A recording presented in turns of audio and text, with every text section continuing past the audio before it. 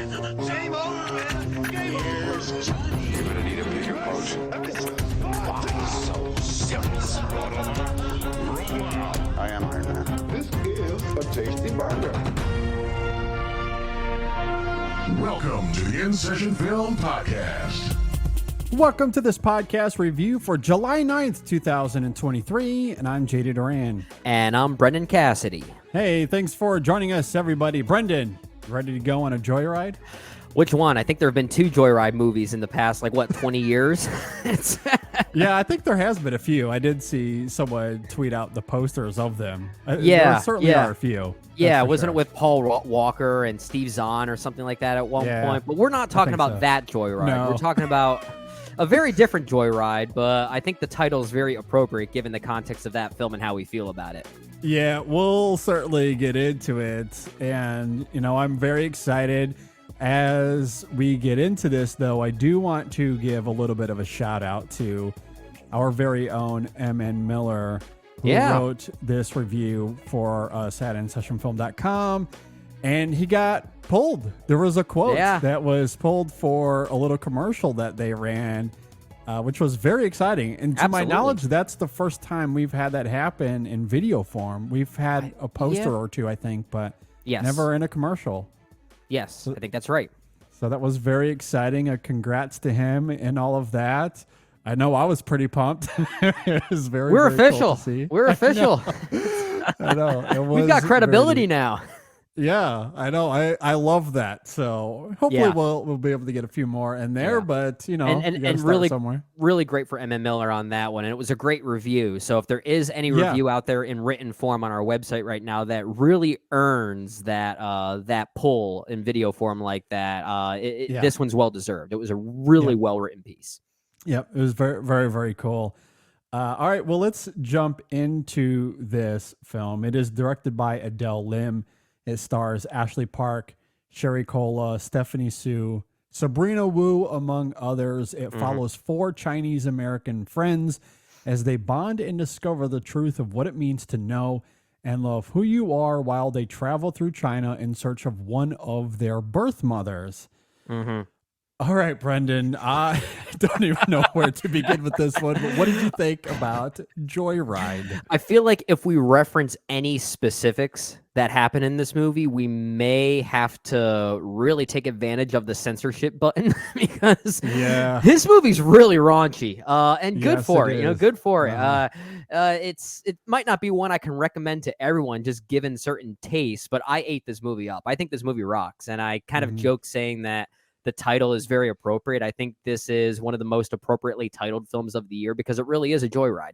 And it's great to see a movie that is this, to put it bluntly, a raunchy sex comedy of sorts. When's the last time we've seen one like this that kind of has that, I don't want to say old fashioned, but it reminds us of some of those raunchy movies we saw growing up that kind of had a resurgence in the late 2000s. And coincidentally, this is a film that is produced by Seth Rogen and Evan Goldberg, who were sort of part of that resurgence for us growing up. Yeah. And it's been a while, I feel like, since we've seen one that is legitimately this good.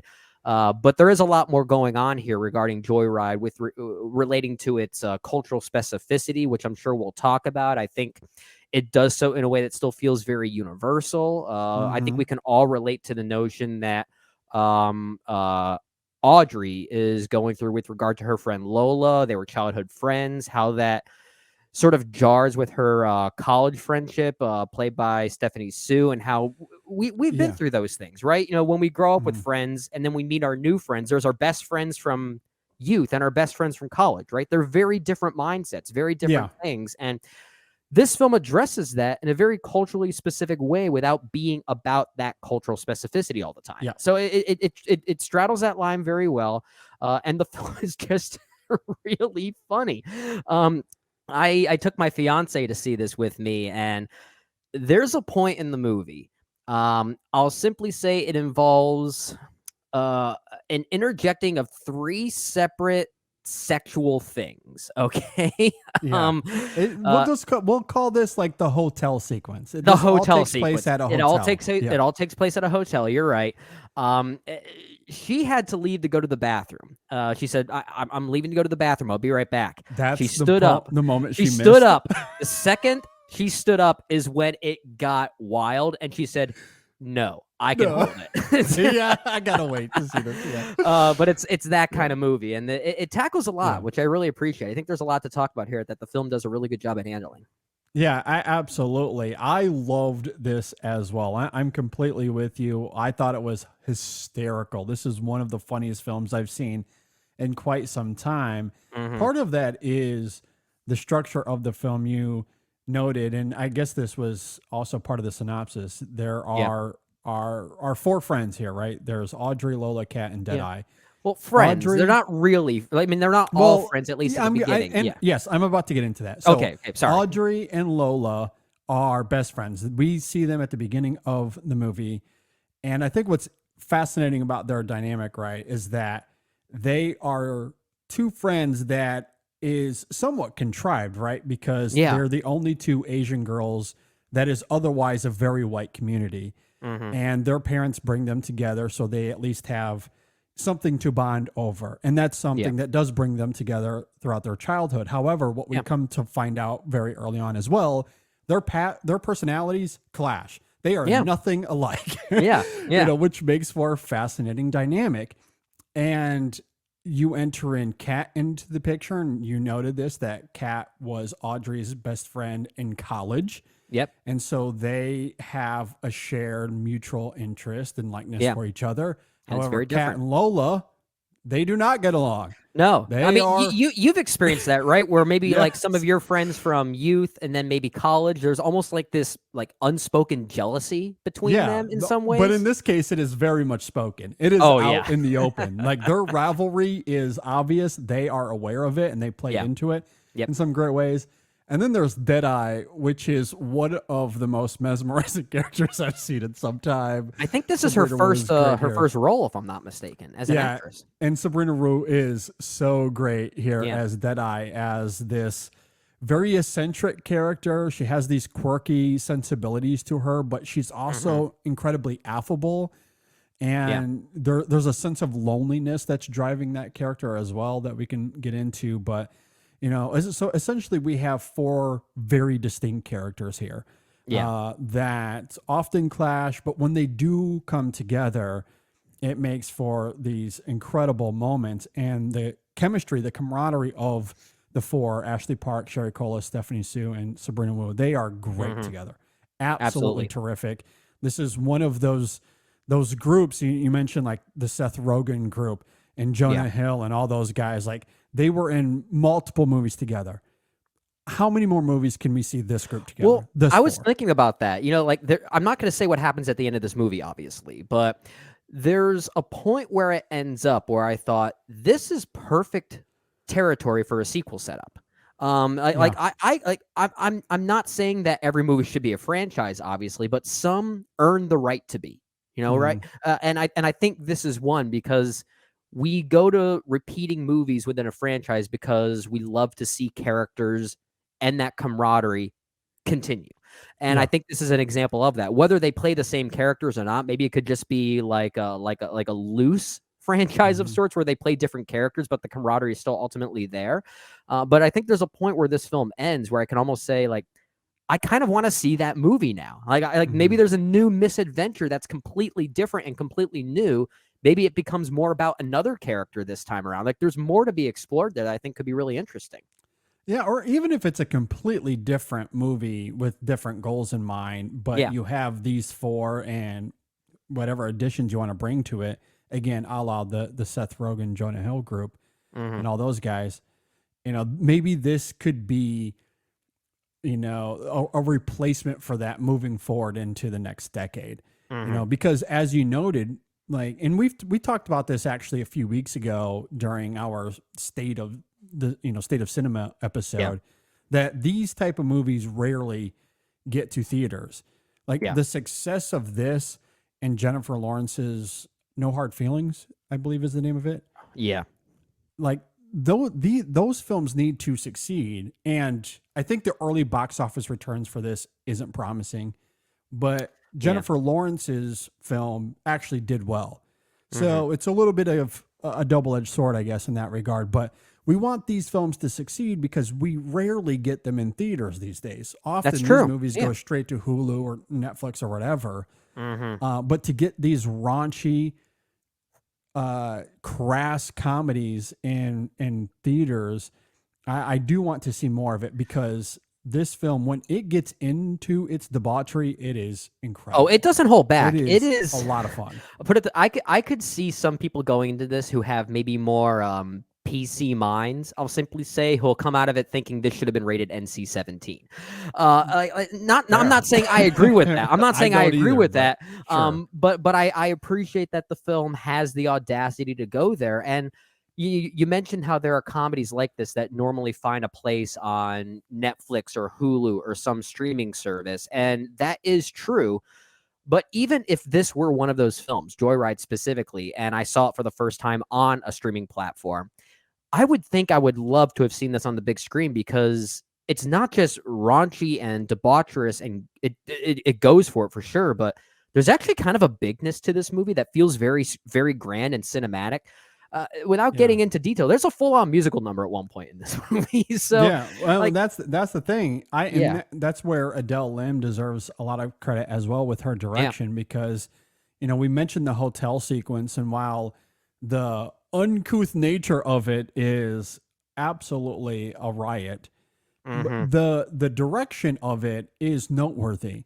Yeah, and it brings a lot of laughs to that sequence, the dance sequence that you mentioned earlier, and maybe just overall the overall structure of the film in terms of its travel, because we do travel throughout China, maybe a few other places I won't get into. Yep. That yes, there is a bigness to this film, and I think Adele Lim does a great job of making it very cinematic. And while this will very much play at home, and on your couch, on your 9-inch TV, this will play wonderfully at home. But yeah, I think seeing this in a theater, in terms of its performances and direction, that alone is worth the price of admission. However, and if your experience was anything like mine, Brennan, and this is something that is harder to replicate at home, at least if you have my lifestyle, maybe you have the ability to bring 1,000 friends over to your house every single weekend, and you guys can watch movies. I don't have that ability. So going to the theater to watch this with what was essentially a full crowd for me. Oh yeah, and that joint laughter, that's always something Yeah. that helps with your experience with a comedy or maybe a horror film, the shared sense of fear that everyone has. You can kind of feel that energy in the room, even if you don't know the person. The community aspect of it for me played a big part. Yeah. Well, the other thing too, when you watch something at home, depending on your family circumstances, there's a lot more opportunity for interruption, right? Which is usually never a good thing. And I think it's even worse for a movie like Joyride, which really thrives on its editing, its comedic timing. It's not one of those movies you can just stop and come back into, because a lot of it is, like I said, the editing, which I think is in many ways the unsung hero here. The editing here by Nana Erb, I believe her name is, and what she's doing here alongside Adele Lim, who makes her directorial debut, we also have to add. And I know that she's also been a writer on movies like Raya and the Last Dragon. I think she also was one of the writers on Crazy Rich Asians as well. Okay. So she makes her directorial debut here, but what's going on behind the scenes really helps complement the comedic timing of its four leads, who are already so great. We're going to talk more about them, I'm sure, during this conversation. But yeah, the point is, this is not one of those movies that you can really put on at home and expect that you could still get through with whatever constant interruption you're dealing with at home, right? Because like any type of interruption is just going to completely flatten whatever the comedic timing is for that brief moment. Absolutely. And look, when it comes to the theaters, it is very much a thin line, right? Because, when it comes to the community aspect of it, if you're disengaged or, generally there are just people out there that have no etiquette whatsoever. Yeah. And they don't care, and they disrupt your theater experiences. I mean, this happens all the time. Thankfully, my experiences haven't been quite as drastic, but even this last weekend, I saw a TikTok and a thing on Twitter of people talking about how awful their theater experiences were just in the last week. So, it does happen. However, when your theater, when the audience is fully engaged, it does make a big difference. And I think that was very much part of the pun intended joy for me with this film. There's a moment where Kat is she's talking with her boyfriend Clarence, and this is actually the first time we meet him, and we get that moment. It's shown in the trailers of Audrey and Lola, Deadeye. They're all gawking at him as he's there with his shirt off and His all that physique. sort of stuff. Yeah, which is hilarious. I'm going to give this one joke away because I have to make a point. It's really great, but there's a moment where Kat and Clarence, they're embracing, and you can sense that there's a little bit of tension between the two of them, but he points to this cross that he has on this necklace that he's wearing. Yeah. And the line he says to Kat was, I have to leave room for Jesus. Like, when they're hugging. Like, we have to separate a little bit because I got to leave room for Jesus. Yeah. As soon as he says that, some guy at our theater says, "Amen, brother." There's a whole nother laughter. But see, like that's the kind of interruption that I don't necessarily dislike, right? Exactly. I love because that. Yeah. It's almost like it's part of the movie in some ways, because the movie comedically is kind of asking you to participate in it.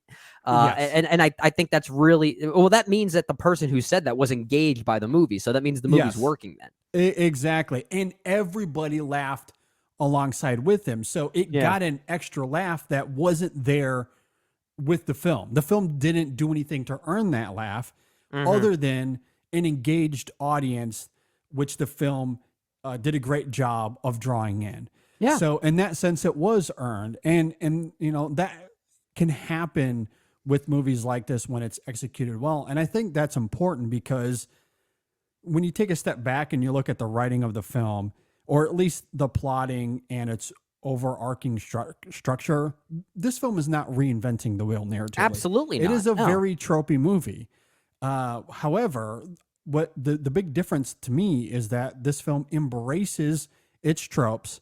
It's not trying to hide from them, but it's how the film goes about executing those tropes that makes a huge difference, because often it's full of chaos, it's full of carnage, it's very crass, and the film leans into that. And then there's everything we talked about with Lim's direction when it comes to either the hotel sequence or the musical number, whatever the case may be.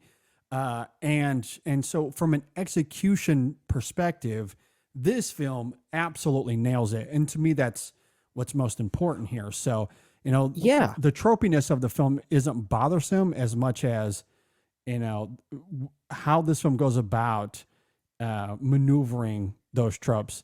Yeah. It makes this film original, and it feels like something we've never seen before, even though it is formulaic. Well, that's the thing. Yeah. What's on the page in a movie like this is almost never going to seem like a new direction, right? I mean, it's almost impossible. It's all about the way it's communicated comedically, emotionally.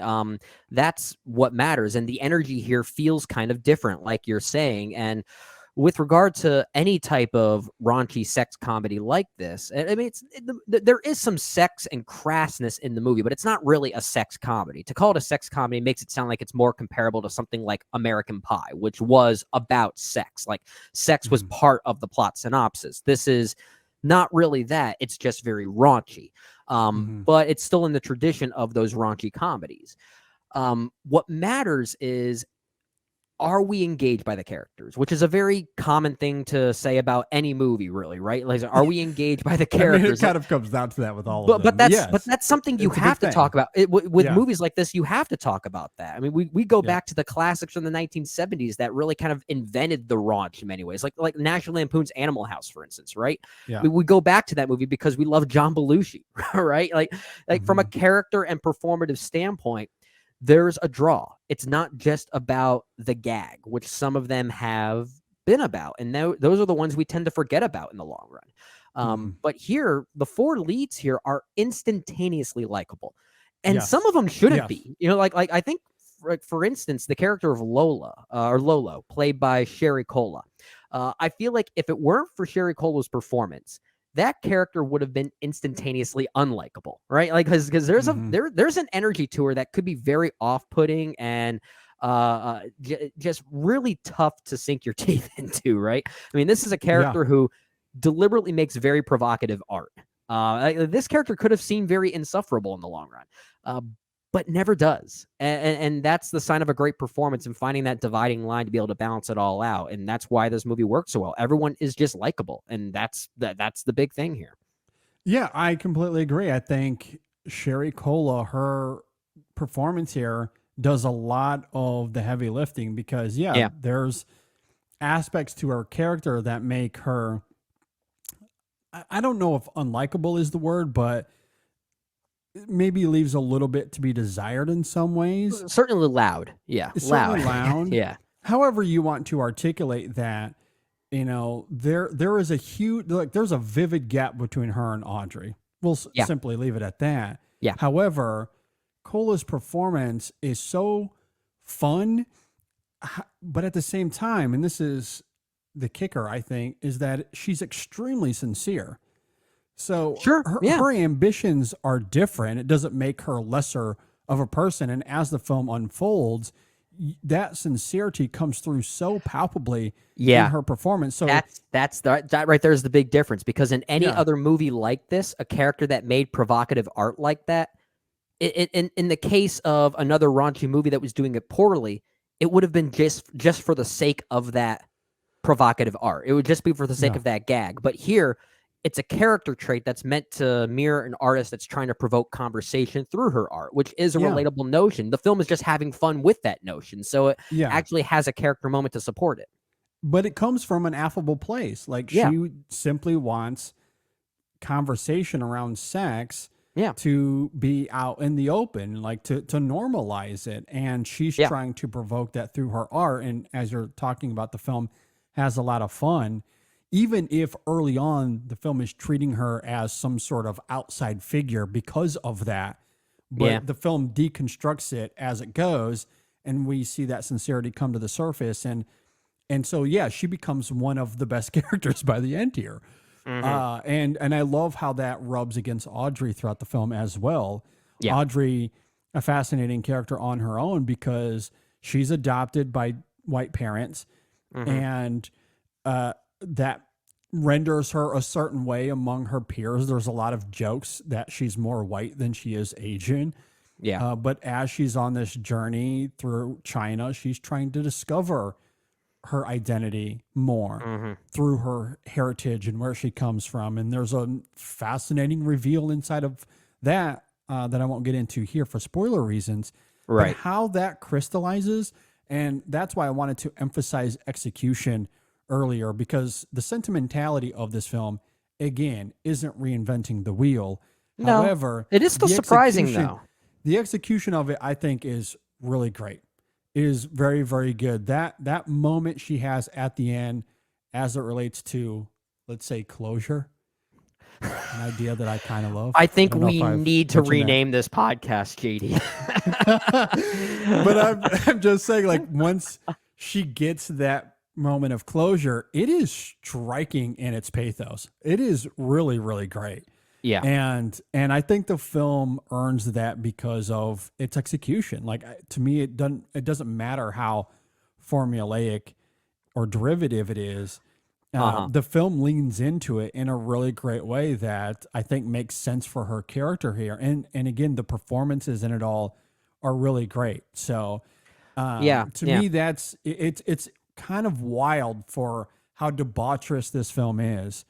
And there are some visual gags here regarding its crassness that you just will not unsee once you see it. I have a few of them written down. One of them involves the devil. Well, and we can get to that here in a second. I bring that up to say, for as wild as the film gets in that regard, it has this incredible swing towards sentimentality that is maybe a little bit unexpected, but again, I think there's a heftness to it that I really loved here. I was Oh very yeah, moved by it all. it does become a slight tearjerker for a moment, which is very surprising and Yeah. could have seemed very jarring and off kilter for a film like this. But it weirdly kind of makes sense because you mentioned that there is kind of a deconstructionist mentality here going on from a cultural standpoint, and I think that's where the film is able to surpass some of its mere raunchy crassness that most movies like this carry and really Mhm. thrive on. There's more going on here with regard to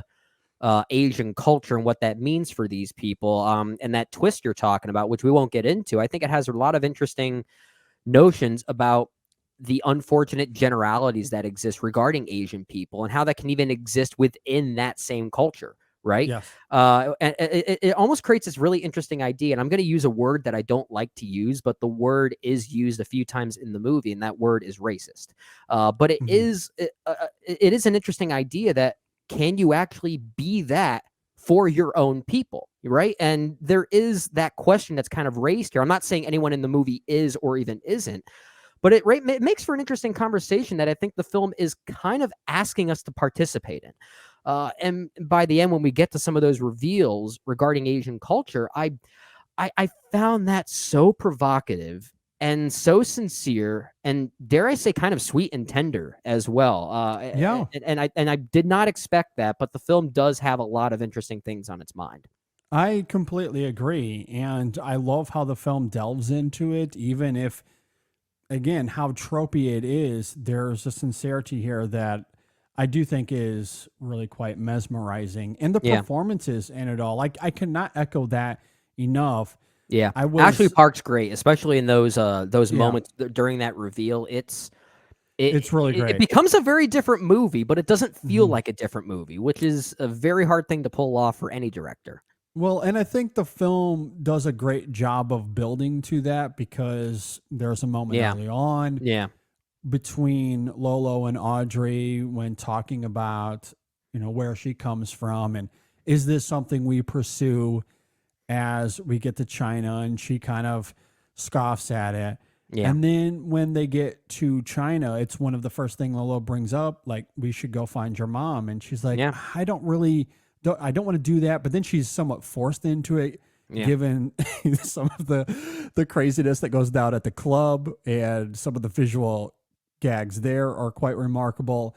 sure, And so sure, they go on this journey. It's brought up a few times, and Audrey is always a little bit hesitant to it. And then there comes the moment with the dress and how she feels inside that dress, yeah, that I think is striking on its own. So, like, the film never loses sight of Audrey in that, in terms of where she comes from. So yes, a lot of the humor here takes emphasis for sure, but it's not as if Audrey's identity, how that's evolving, that's never in the background just simmering there. It right. is there.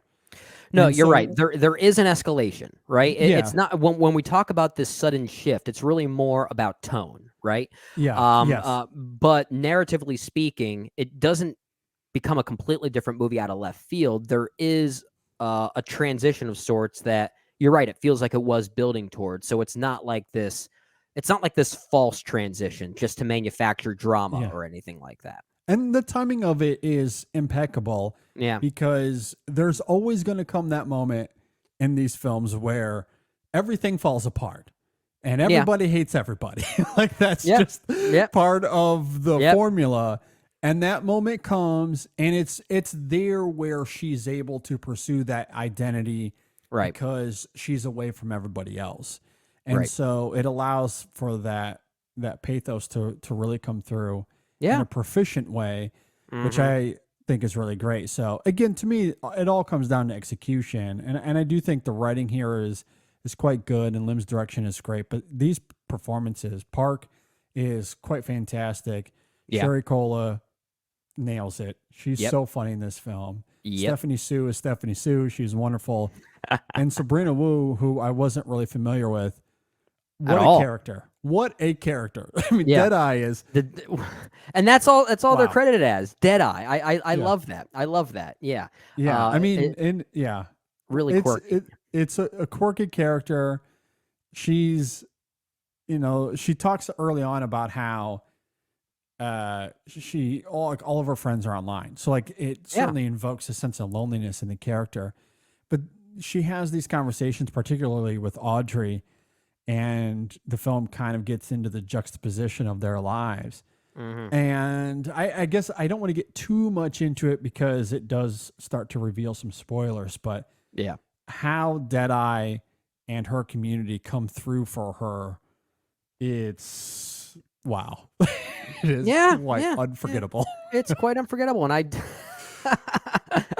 I mean, we referenced some of the things that happen, which were unforgettable in and of themselves, but I mean, there is still, again, it's all about balance, right? I feel like that moment is like the epitome of why this movie works so well, because it's very crass, it's very big, it's very musical, but it's also kind of tender and sweet. Like it's the moment of the film where I feel like every individual component is operating on all cylinders, and yet it somehow feels of a piece with one another.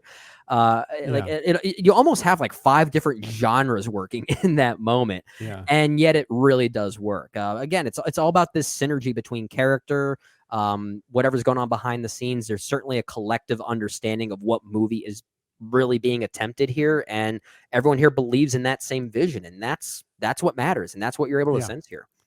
I do want to say this though, going back to that musical number of sorts, how it all ends, because it's from there, once that sequence crystallizes, that's where we get the drama of the film, where everything falls apart and these characters start to loathe each other.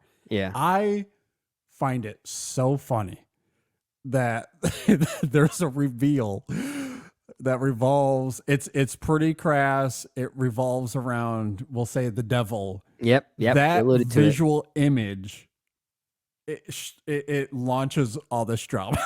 It does. It's an image you're never gonna forget. But yeah, it's ironic that that's the image, a devilish image like that pushes everyone over the edge. That's what it takes. Yeah, and it's. I mean, but keeping to the topic of comedy for a second, because it's still a very funny gag, but there are images in this movie I'm not going to forget. I'll never look at a basketball the same way again because of this movie. Yep, the basketball. And I know, and I feel like we can have a separate conversation on like real life athletes who appear in movies and who gives the best performance of them. I mean, I guess, do we want to reveal who's in this movie? Like a professional sports player, professional basketball player is in this movie, playing themselves, sort of themselves, from what I understand. But it's they're really funny in the movie as well. No, it's great. No, that whole hotel sequence from beginning to end is quite wonderful. One of my favorite jokes, honestly, of the film. And this is, it's not quite as obvious or as outlandish as some of the others. However, there's a moment when they first get to the hotel, and one of the basketball players is someone that Kat recognizes. And so then it becomes very awkward all of a sudden. There is a Harry Potter joke that I died over. I lost it. It was so good. Oh my gosh. And I love that. And that's just a moment of awkward tension that they're just trying to make the best of that situation. And I know. It's so then it leads to a gym sequence that And so like again, I don't think I'll be able to look at the fitness of it all in the same way again either. If I ever go to the gym again, I'm going to be thinking about that scene.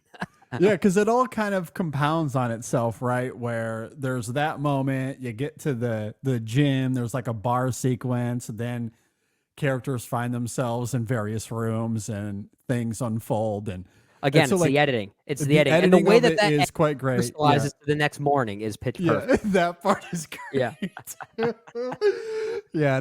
Like I love that irony. So like, that whole sequence from when they first arrive to the moment they leave is truly one of the best scenes of the year as far as I'm concerned. Good movie. It's so really good. Funny movie. I can't wait to see this one again, because it is one of those movies that's I hate to use this term to praise comedies because I feel like it's a bit of a tired praise, but they say like joke per second. But this kind of is that.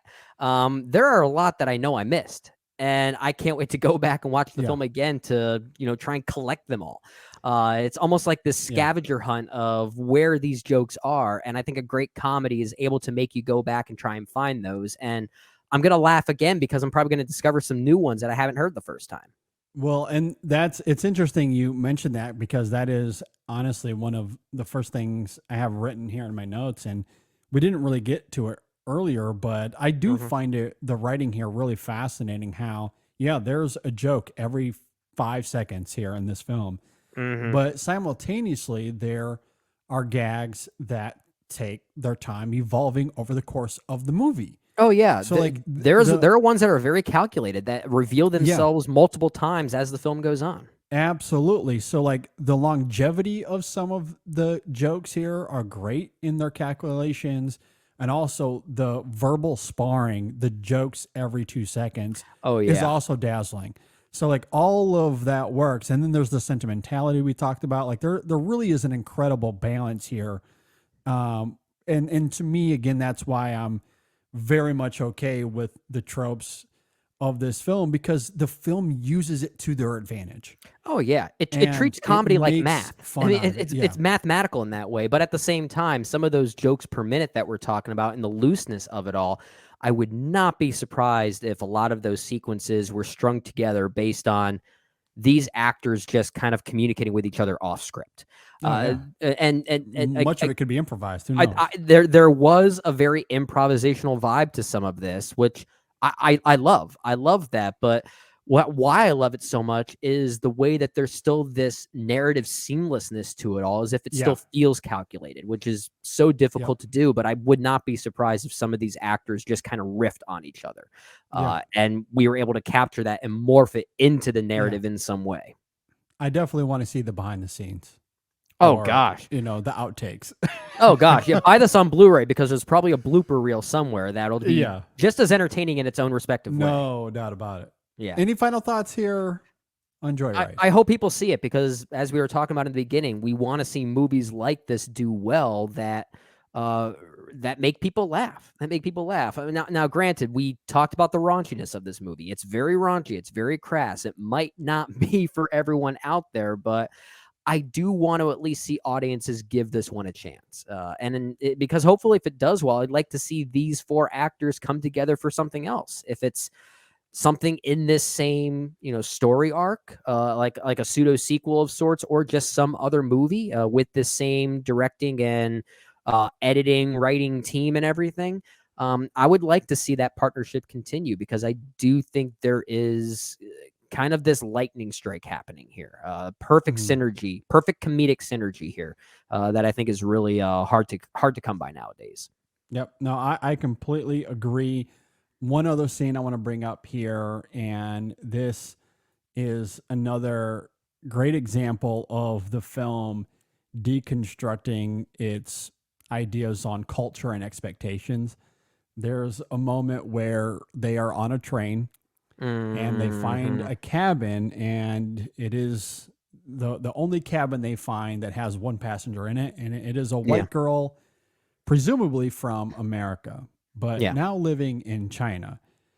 The way the film gets into expectations based off of how they grew up and race and culture, it is hysterical. It's hysterical, really but great. it's thematically potent as well. Like it is fits the narrative here. Very provocative. Yeah, especially given the one character of these 4 who embraces this other person as quote unquote normal. Ignorantly sees them as normal. It's the right character to think that because of what their upbringing is. Oh, I completely agree. And that's what I love about how the film is delving into race, albeit mostly in these subtle ways. But this is a scene where it's a little bit obvious, but the film is making it's bringing awareness to the obviousness of the situation and calling it out. In these really great ways. And it's kind of making fun of itself in the process in some ways. Maybe not directly, but well, that's what matters here. It's like a movie like this can be as obvious as it wants, as long as it keeps making me laugh along the way. And this one did. Well, and it makes sense for Audrey's character progression, right? Yeah. Given where she comes from. And this isn't the first time they've made fun of her for being quote unquote white.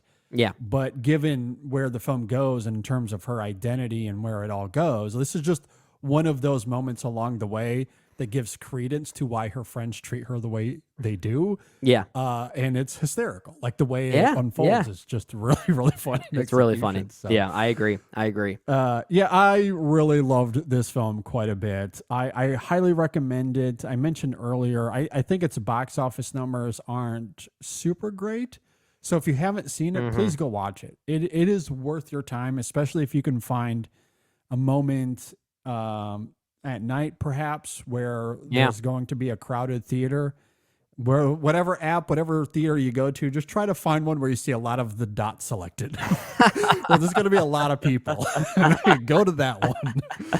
But even if you can't, I'm sure you'll still enjoy it nonetheless. It's not required, but that crowd will certainly help. Yeah, absolutely. Yeah. Either way, though, it is absolutely worth your money. It is worth your time. Very, very excited to see more from Adele Lim as a director, wherever that may take her. And as we noted earlier, this group here, these four, whether it's a sequel to this or just another movie, I don't care. I would love to see them be our new comedy group that takes control of Hollywood. Yeah. I would love that. I agree. Great. Let's see it happen. All right. With that, if you agree or disagree with anything that we had to say here, you can leave us a comment. If you're watching on YouTube, just leave a comment below, or you can hit us up on social media, Facebook, Twitter, Instagram, Blue Sky, Threads. Can't forget Threads. Whatever the new ones are. I can't keep up with it all. It's overwhelming. Yeah. At this point, let's just say social media. Find us somewhere. Just find us somewhere. In Such a Film is our handle everywhere. Yeah. So go and check that out. We noted there's a written review up on our website and at InSessionFilm.com. I have a movie review on YouTube as well. Okay, with all that said, Brendan, any final thoughts before we get out of here? No, this was a fun joyride, JD. A fun joyride. I have to say that. Yeah. Yeah, it was really great. So, even if the film maybe doesn't exceed expectations box office wise, I really hope this does find an audience. This is one of those movies that I think streaming. I wouldn't be surprised. This is one of those movies I feel like would find an audience after the fact. That happens a lot with movies like this, I feel like. I agree. So, and there's a lot going on right now. It is the summer. There's plenty to see. We have Mission Impossible coming up, Barbie, Oppenheimer. It's possible that people are just... Yeah, it's possible people are just waiting for those movies to come, and they're gonna see this when it comes out on Netflix or wherever it lands. But yeah, I just hope it doesn't become one of those cases where we get the dreaded announcement that like after 1 week it's gonna be streaming somewhere or like available on digital. Remember the days when these movies used to be playing in theaters for like 6 months or something like that before we can rent them at Blockbuster? Yeah. It's a different world now. Yeah, like it would end up at a main theater, then it might be at like your local dollar theater for a few weeks, and then it would be available to rent somewhere. Like I miss that that trajectory from the old days. Sadly, though, I unless the whole system crumbles on itself, which isn't out of the realms of impossibility. I was going to say, I feel like it has. I don't see that changing anytime soon, but you never know. You never know. At any rate, however you can see this, please go and watch it. It's really great. It is. Thanks for listening, watching, everybody. We will see you next time on the In Session Film Podcast. Oh, man. That Joyride Harry Potter joke killed me. So good. Oh, basketball, man.